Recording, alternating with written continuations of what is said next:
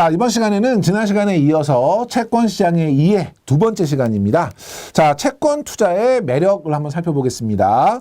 자, 채권은 예금보다는 금리가 높지요. 그래서 일반적인 예금보다는 돈을 빌려주기 때문에 금리가 높기 때문에 수익성 측면에서 유리할 수 있다. 요 얘기고, 주식보다는 위험이 낮죠. 왜 낮죠? 만약에 회사가 부도가 나게 되면 주주보다는 먼저 분배를 받을 수 있으니까 주식보다 안정성 측면에서 유리하고요.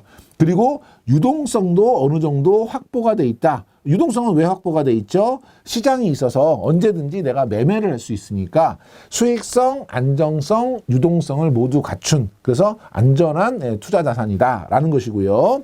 위에 문제 보시니까 주식에 비해서 수익성이 높고 예금 상품보다 안전하다라고 했는데, 수익성이 높은 건 예금보다 수익성이 높은 거죠. 그렇기 때문에 지금 이제 주식에 비해서 수익성이 높은 것은 아니고요. 예금보다 안전하진 않죠. 예금은 어찌됐든 금융기관이 부도가 나더라도 예금자 보호를 통해서 받을 수가 있지만, 채권 같은 경우는 돈 빌려준 회사가 부도나면 못 받는 거거든요. 그렇기 때문에 얘는 주식과 예금이 바뀐 거죠. 요런 지문들 여러분이 눈여겨서 좀 봐주시고요. 자, 종류가 다양하기 때문에 자금 운용 목적에 적합한 그런 상품 선택이 가능하고, 만기까지 보유하게 되면 확정 이자를 얻을 수 있고, 중도에 매각을 하게 되면 채권 가격 움직임에 따라 시세 차익도 가능하다.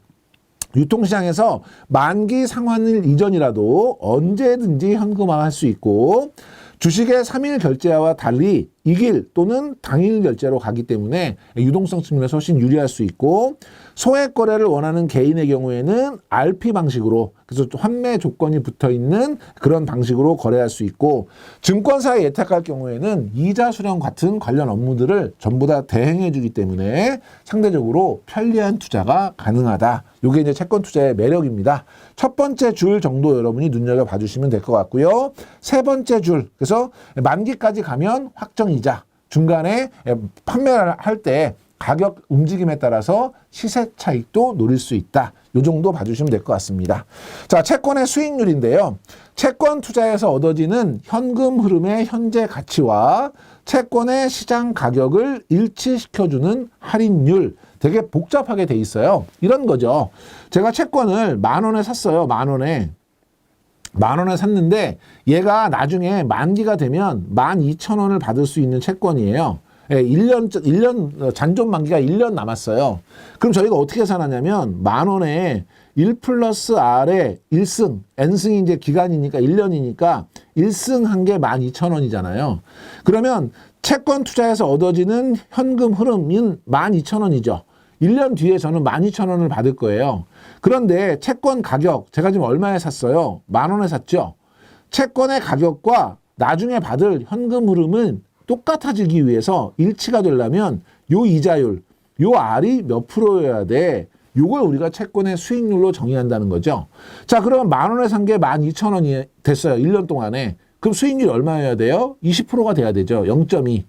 그러면 10,000원에 20%가 돼서 1년 뒤에 12,000원을 받을 수 있으니까 이 채권의 수익률은 20%입니다. 이렇게 결정한다는 뜻이에요. 그래서 채권 가격을 나타내는 지표이고요. 예금 이자율과 같은 거죠. 제가 지금 10,000원 예금하고 나중에 1년 뒤에 12,000원 받으면 이자율은 20% 똑같은 개념이다. 이 얘기고요. 채권 수익률의 종류가 여러 가지가 있어서 얘는 시험에 자주 나옵니다. 눈여겨보셔야 돼요. 표면 수익률, 이건 앞에서 했죠. 채권의 표면 수익률은 제일 중요한 게 뭐라 그랬죠? 액면 가격 대비 수익률이에요. 그렇기 때문에 채권 표면에 기재된 수익률, 액면 가격 대비 수익률이고, 재투자 개념 없고 달리로 수령하는 개념이다. 발행 수익률은 뭐냐면 맨 처음에 발행한 가격에서 만기까지 갔을 때의 수익률, 요걸 이제 발행 수익률이겠죠. 채권 발행 시 매출 가격으로 계산한 수익률이고, 유통 수익률, 요게 아까 제가 말씀드렸던 요 개념이죠. 요 위에 제가 써드렸던 요 개념. 그래서 유통시장에서 매매되면서 시장 여건에 따라서 형성된 수익률인데, 채권 시장의 대표 수익률이고 만기 수익률이고 내부 수익률이고 시장 수익률이다. 용어만 복잡하지 결과적으로는 요 안에 내재된 수익률이라는 의미에서 우리가 내부 수익률이라고 부르는 거고요. 시장에서 10,000원에 사서 12,000원까지 되는 건 만기 1년 뒤에 12,000원이 되는 거니까 만기 수익률이고요.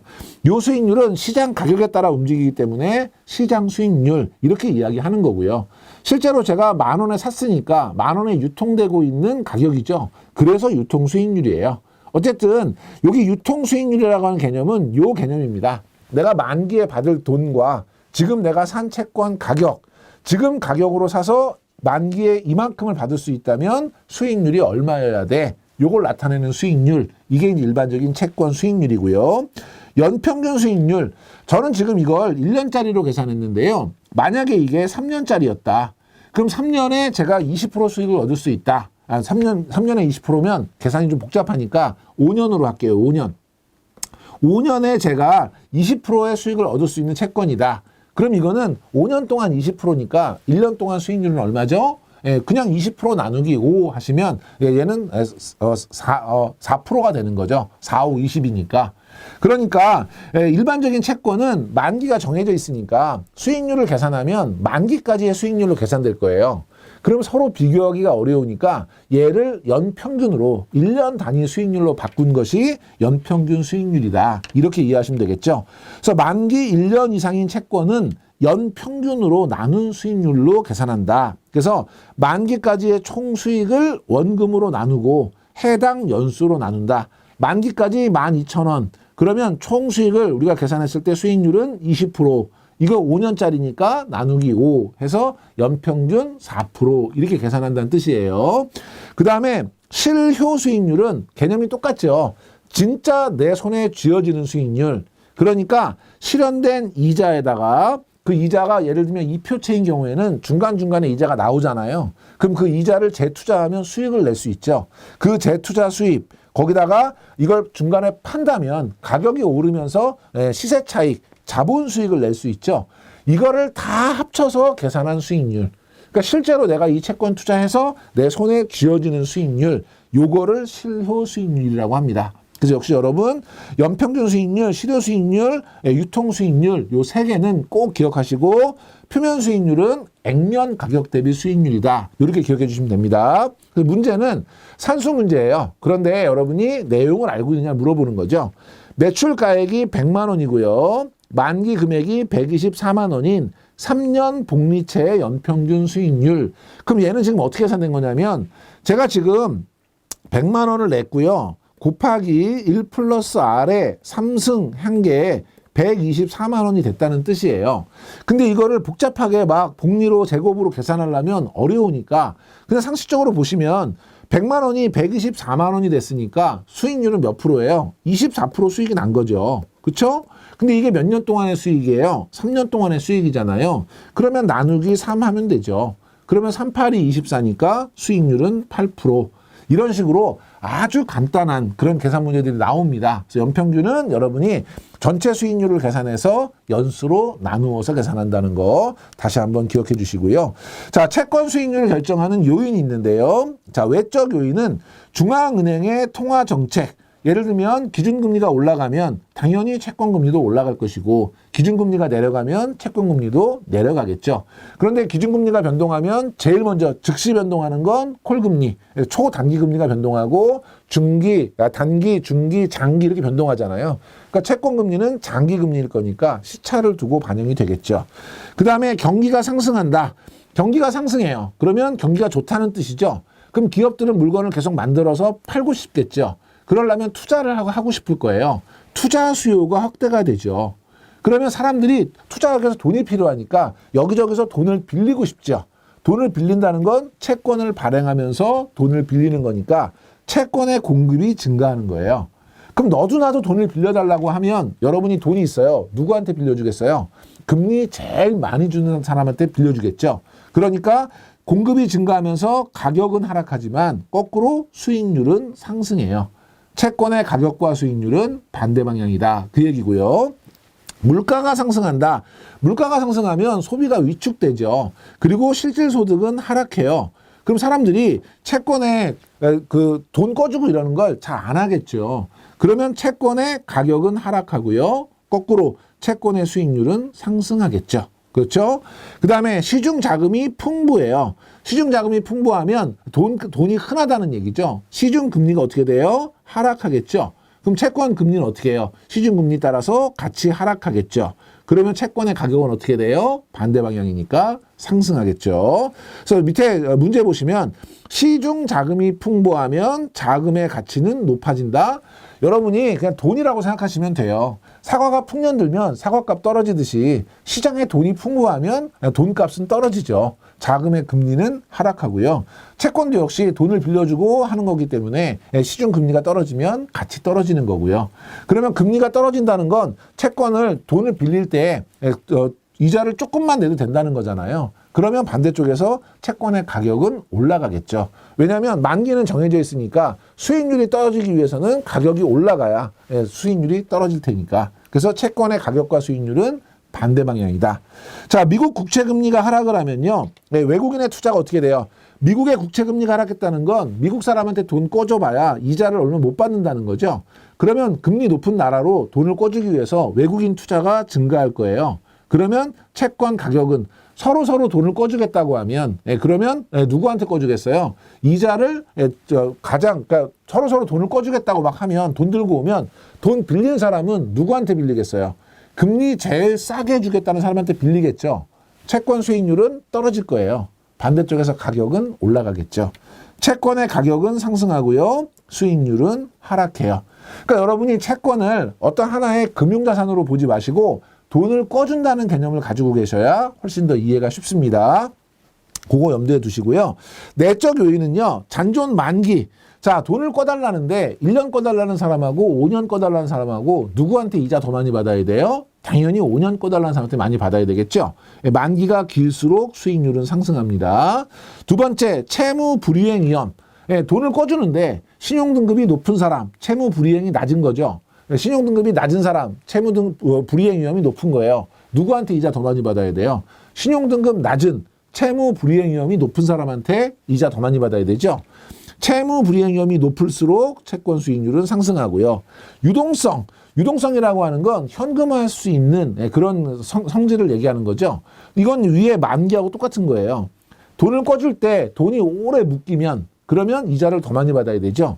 유동성이 낮을수록 채권 수익률은 상승합니다. 그래서 여러분이 만기가 길수록 불이행 위험이 높을수록 유동성이 낮을수록 채권 수익률은 상승한다. 그래서 이자율 기간기조라고 하는 건 만기가 길어질수록 채권 수익률 곡선은 채권 수익률은 만기가 길어지면 어떻게 돼요? 더 높아지겠죠. 그러니까 수익률 곡선이 이렇게 우상향하는 모양으로 나타나는 요거를 이자율 기간 구조라고 한다. 요건 참고로 보시고 요 세 개는 시험에 자주 등장하는 지문들이기 때문에 잘 보셔야 됩니다. 자, 괄호 넣기 문제예요. 채권은 잔존 만기가 길수록 채권 수익률이 어떻게 돼요? 높아지죠. 유동성이 낮을수록 채권 수익률은 상승하죠. 요게 일반적이다. 이거를 낮아지고 하락하고 막 섞어놓고 골라라. 이런 문제가 나오는 거죠. 그래서 여러분들이 요 내적 요인은 반드시 잘 정리해 주시기 바랍니다. 자, 유통 수익률 변동에 따른 채권 가격의 변동인데요. 첫 번째, 채권의 가격은 유통 수익률과 반비례한다. 비례한다는 문제 많이 나오고요. 요건 어떻게 이해하시라 그랬죠? 채권은 돈을 꿔주는 거예요. 모든 채권은 꿔줄 때 만기에 얼마 받을지 정해져 있죠. 친구한테 연 5%로 1억 꿔주는데 2년 꿔줬어요, 제가. 그러면 2년 뒤에 저는 얼마 받죠? 원금 1억에 1년에 500만 원씩 1억 1000만 원을 받는 거예요. 그러니까 돈을 꿔주면서 만기에 받을 돈은 정해져요. 모든 채권은 만기에 받을 원리 상환금은 정해져요. 그런데 중간에 2년 내비두면 상관이 없지만 갑자기 돈이 필요해서 채권을 매매할 때 채권이 시장에서 돌아다닐 거 아니에요. 그러면 저처럼 돈을 꿔주는 사람, 이건 채권을 사는 사람이니까 채권 시장에 가서 좋은 채권 없나 사잖아요. 채권을 살 때 내가 사는 모든 채권은 만기에 받을 돈은 정해져 있어요. 그러면 저는 뭐가 중요한 거냐면 채권을 싸게 사는 게 중요한 거죠. 채권을 싸게 사면 똑같은 돈을 받는 거니까 수익률은 높아질 거고 채권을 비싸게 사면 그만큼 수익률은 낮아질 거예요. 그래서 채권의 수익과 채권의 가격 반대 방향이에요. 가격이 비싸면 수익률은 낮아질 거고 가격이 싸면 수익률은 높아질 거다. 이렇게 이해하시고 만기가 길수록 유통수익 변동에 따른 채권 가격 변동률은 높아진다. 요건 여러분이 어떻게 이해하셔야 되냐면 우리 금융상품 공부할 때 단기 금융시장에서 우리가 금리가 1% 움직일 때 100원 가격이 움직이는 이런 상품이 있다. 1년짜리는 100원이지만 3년짜리는 1년에 100원씩 300원 물어줘야 되는 거죠. 그거 이해하시면 돼요. 그러니까 수익률 변동 똑같이 1%가 움직인 거예요. 그럴 때 가격 1년에 100원 움직이는 채권이 있다면 1년은 100원이지만 3년 뒤에는 300원을 물어줘야 되니까 만기가 길수록 가격의 변동폭은 어떻게 된다? 커진다. 그래서 1년짜리는 100원, 3년짜리는 300원 이렇게 기억하시고 마지막 세 번째 게 조금 애매하기 때문에 이건 잘 보셔야 되는데 표면금리가 낮은 채권 우리가 이표채라고 하면요. 중간중간에 이자가 나오죠. 그러면 이 이자는 뭐에 따라 나오냐면 표면금리에 따라 나와요. 표면금리가 낮으면 나오는 이자가 조금밖에 안 되죠. 그럼 얘를 재투자해가지고 뒤에서 만들어지는 금액이 크지 않아요. 그러니까 내가 원했던 그 돈을 만드는 그 기간이 길어진다는 뜻이에요. 그러니까 표면이자가 낮으면 이자가 조금밖에 안 나오고 그러면 내가 재투자를 해서 만들 수 있는 돈이 크지 않아요. 그렇기 때문에 내가 원하는 금액을 만드는 데 걸리는 기간이 길어지는 거예요. 근데 표면이자가 높으면 그러면 이자가 많이 나와요. 그럼 얘를 굴리면 뒤에서 만들어지는 금액이 많아지니까 제가 원하는 그런 그 금액을 얻는 기간이 짧아지는 거예요. 이거를 전문적으로 채권에서는 듀레이션이라고 이야기하는데 용어는 여러분 기억하지 마시고 개념을 내가 같은 돈을 만들어야 되는데 이자가 조금 나오면 표면 이자가 낮으면 만드는 시간이 길어져요. 이자가 많이 나오면 만드는 시간이 짧아져요.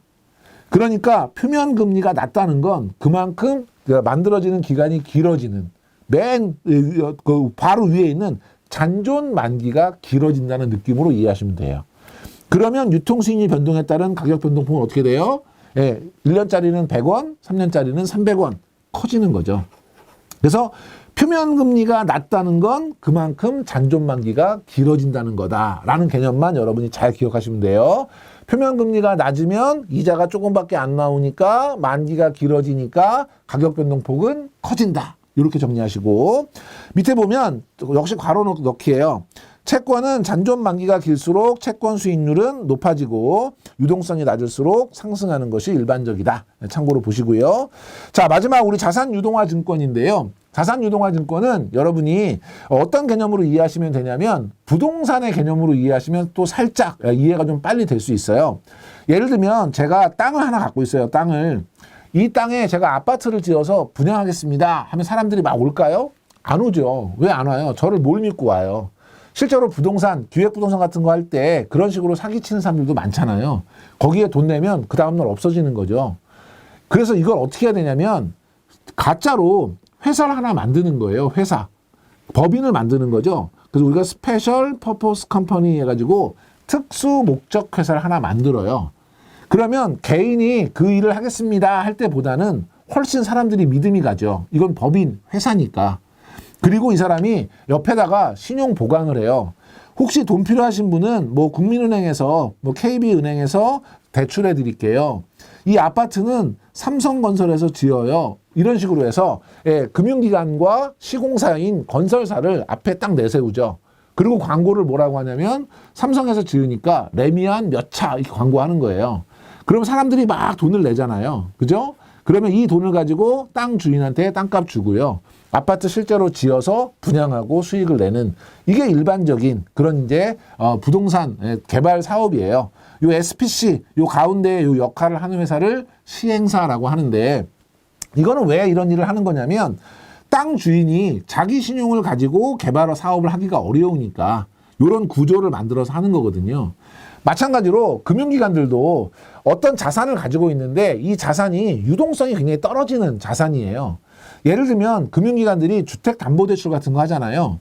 그러면 담보대출 받아보신 분 계시겠지만 만기가 막 20년, 30년 이런 거 많잖아요. 그러면 금융기관이 20년 동안 계속 그걸 회수를 한다. 아니, 말이 안 되죠. 돈을 계속 돌려야 되는데 이럴 때 요 부동산 담보대출 이거는 확실한 대출이잖아요. 담보도 있고 그리고 이자 매월 들어오고. 통상적으로 담보대출 이자가 예금 이자보다 높지요. 그럼 이 담보대출을 한꺼번에 쫙 모아가지고요. 고객들한테 이거 부동산 담보대출, 주택담보대출이에요. 매월 이자가 7%씩 또박또박 들어오는 거예요. 제가 5% 드릴 테니까 여기 투자하세요. 그럼 투자자 입장에서는 은행금리 낮은데 5% 준다니까 너무 좋은 거잖아요. 그러면 그 이제 5%를 받기로 하고 자금을 주는 거죠. 그러면 그 금융기관은 담보대출 받은 사람이 돈 안 갚았어요, 아직. 근데 그걸 팔았으니까 돈 갚은 것처럼 자금이 싹 들어오는 거죠. 이걸로 자금 운용하고, 그리고 대출 받은 사람이 이자 주면 여기 투자하신 분한테 이자 주고, 나중에 만기 되면 청산하고, 이런 식으로 운용하는데, 이거를 은행이 직접 하는 게 아니라 앞에다가 자산 유동화 회사라고 하는 요 SPC를 하나 만들어서 그게 하나의 어떤 펀드나 투자 기구인 것처럼 파는 그 증권을 우리가 자산 유동화 증권이라고 하는 거예요. 제가 길게 설명드린 이유는 몇 가지 용어 때문에 그런데 최근에는 좀 뜸하긴 한데 시험 문제 가끔 자주 나와요. 문제 나오면 맞추시기가 어렵기 때문에 개념이 좀 여러분이 평상시에 보던 것과 달라서 볼게요. 대출 채권과 같은 다양한 보유 자산을 기반으로 발행합니다. 그러니까 주택담보대출 같은 걸 담보로 해서 발행한다는 뜻이고요. 그래서 얘는 자산담보부 기업어음. 그래서 우리 CP는 앞에서 배웠던 기업어음이잖아요. 우리 커머셜 페이퍼. AB가 asset based. 그러니까 자산을 기반으로 하는 CP. 왜 자산을 기반으로 한 거예요? 대출 채권이라고 하는 자산을 담보로 파는 거잖아요. 그래서 자산을 근거로 발행하는 기업어음이고요.